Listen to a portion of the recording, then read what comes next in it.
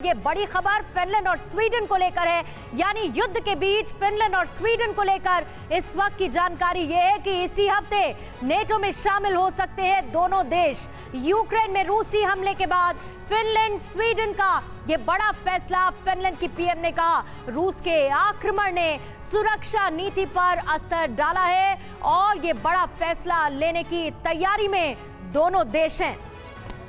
तो देखिए, यूक्रेन युद्ध जो है वो शुरू ही इसलिए हुआ क्योंकि ये आशंका थी रूस को कि कहीं नाटो मेंबर ना बन जाए यूक्रेन, और अब उसी रास्ते पर आगे बढ़ चुके हैं फिनलैंड और स्वीडन भी। क्या होगा, क्या नाटो में शामिल होंगे फिनलैंड और स्वीडन जैसे मुल्क?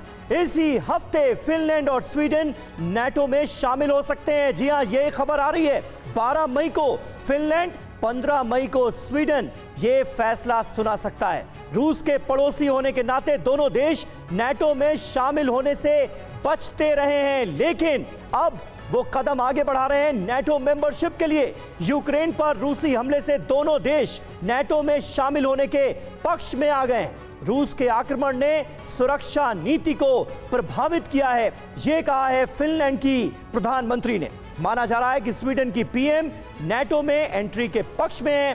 दोनों देश जल्द ही नाटो का हिस्सा बन सकते हैं, नाटो में शामिल हो सकते हैं। इस खबर के क्या मायने हैं चतुर्वेदी जी, किस तरह से इसे देखते हैं? क्योंकि फिनलैंड में तो बाकायदा एक सर्वे कराया गया और पूछा गया लोगों से, ज्यादातर लोगों ने भी ये राय दी कि हाँ, आपको नाटो की मेंबरशिप लेना चाहिए, ये हमारी सुरक्षा के लिए, संप्रभुता के लिए जरूरी है। अब अगर फिनलैंड नाटो का मेंबर बनता है तो फिर रूस क्या करेगा, ये तो बड़ा सवाल है। ये बस उकसाने वाली बात होगी, इंस्टिगेशन होगा, लेकिन मैं नहीं समझता अभी भी। मुझे ऐसा है कि फिनलैंड और स्वीडन दो, ये सब खबरें आ रही हैं, ये पार्ट ऑफ इंफॉर्मेशन वॉर भी हो सकता है, लेकिन नाटो में मेंबर बनने से क्या फ़ायदा होगा? मैं नहीं समझता कोई एक्स्ट्रा फ़ायदा फिनलैंड या स्वीडन का हो सकता है। आज भी अगर नहीं, यूक्रेन का जो हश्र हुआ उसे देखकर फिनलैंड की पीएम और फिनलैंड के लोग ये मान रहे हैं कि अब तो और जरूरी हो गया है नाटो का मेंबर होना। ये एक पहलू है जो आप कह रहे हैं, लेकिन अगर अफगानिस्तान में अमेरिकन ट्रूप्स जा सकते थे और अलाइड ट्रूप्स जा सकते थे, मिडिल ईस्ट में जा सकते थे, आज ताइवान में भी वो धमकी दे रहा है, तो वो सब तो नाटो के मेंबर नहीं थे। ये नाटो का मेंबर बनना जरूरी नहीं है। आज अगर अमेरिका चाहे एक डिवीजन भेज सकता है यूक्रेन में और लड़ाई लड़ने, लेकिन वो नहीं चाहता।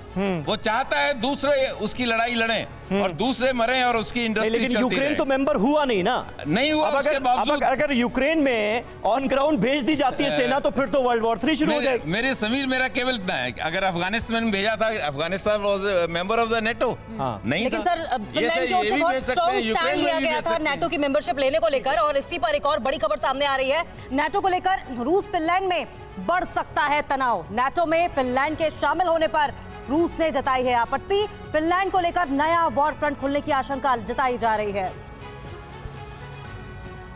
तो देखिए, सवाल यह है कि नेटो में शामिल होने को लेकर फिनलैंड के लोगों की क्या राय है। समीर ने अभी अभी जिक्र किया उनके मन में क्या चल रहा है। जो सर्वे हमने किया, जो सर्वे किया गया, उसके कुछ आंकड़े सामने आए, वो आपको दिखा देते हैं।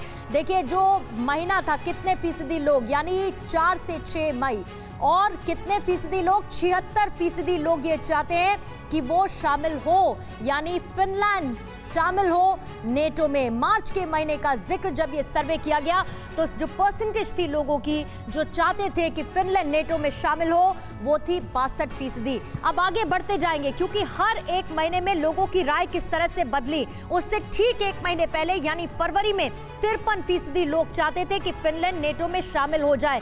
जो कुल सर्वे था वो 1270 लोगों पर किया गया, यानी 1270 लोगों का ये सैंपल साइज था। कितने फीसदी लोग, अब मई महीने का आंकड़ा देख लीजिए, 12% लोग नहीं चाहते हैं मई महीने में कि फिनलैंड नेटो में शामिल हो। ये परसेंटेज नहीं की बहुत कम है। 16% मार्च के महीने में लोग नहीं चाहते कि फिनलैंड नेटो में शामिल हो। इसके साथ ही 28% लोग फरवरी के महीने में नहीं चाहते थे। उनकी ये इच्छा थी, उनके मन में था कि फिनलैंड नेटो में शामिल नहीं होता है। लेकिन अगर इस आंकड़े पर अगर आप गौर फरमाएंगे, इसकी वजह भी आपको समझनी जरूरी है। लोगों का मानना यह है कि रूसी हमले के बाद रक्षा के लिए नेटो में शामिल होना जरूरी है और ये एक बड़ी वजह है कि परसेंटेज इतना ज्यादा हाई है। लोग ये चाहते हैं कि वो खुद को सेफ एंड सिक्योर कर सके और यही फिनलैंड और स्वीडन भी चाहते हैं। सर, जिस तरह से रूस यूक्रेन पर अटैक कर रहा है, चतुर्वेदी जी ने कहा कि क्या फायदा मिलेगा, नेटो में शामिल हो जाएंगे, सुरक्षा मिलेगी जो यूक्रेन को नहीं मिल पाई, बूट्स ऑन ग्राउंड अमेरिका ने नहीं भेजे। शायद अगर वो नेटो का मेंबर होता तो अमेरिका अपने बूट्स ऑन ग्राउंड भेजता और यूक्रेन का यह अश्र नहीं होता। मैं एक शब्द में कहूं, ये फियर फैक्टर क्रिएट किया गया है, एक फियर साइकोसिस क्रिएट किया गया है फिनलैंड की जनता में या आप बाकी जो नॉन नाटो मेंबर कंट्री हैं उनमें। और इसमें एक सिस्टमेटिकली एक वेस्टर्न और नाटो कंट्रीज, खासकर अमेरिका ने एक प्रोपेगेंडा किया है कि देखिए जब तक आप नाटो ज्वाइन नहीं करेंगे, लेकिन भारद्वाज साहब, रूस ने क्या कोई फियर फैक्टर क्रिएट नहीं किया? क्या रूस को देखकर इन देशों को डर नहीं लगना चाहिए कि हमारे ऊपर भी हमला हो सकता है? लेकिन रूस भी तो फियर फैक्टर से ही तो नाटो को रोकना चाह रहा था। यूक्रेन नाटो का सदस्य नहीं बने, ये चाहता तो था। आप ये कह रहे हैं मतलब आप ये कह रहे हैं जो देश कहेगा कि हम नेटो में शामिल हो रहे हैं, क्या उस पर हमला कर देगा रूस? देखिए, मैं दर्शकों को ये बता दूं कि रूस इस वक्त हमला नहीं करेगा क्योंकि उसके 10 की 10 उंगलियां 20 उंगलियां इस वक्त यूक्रेन में बहुत ही बिजी है। दूसरी चीज मैं ये बताना चाहता हूं, नेटो में शामिल होना इतना आसान नहीं है।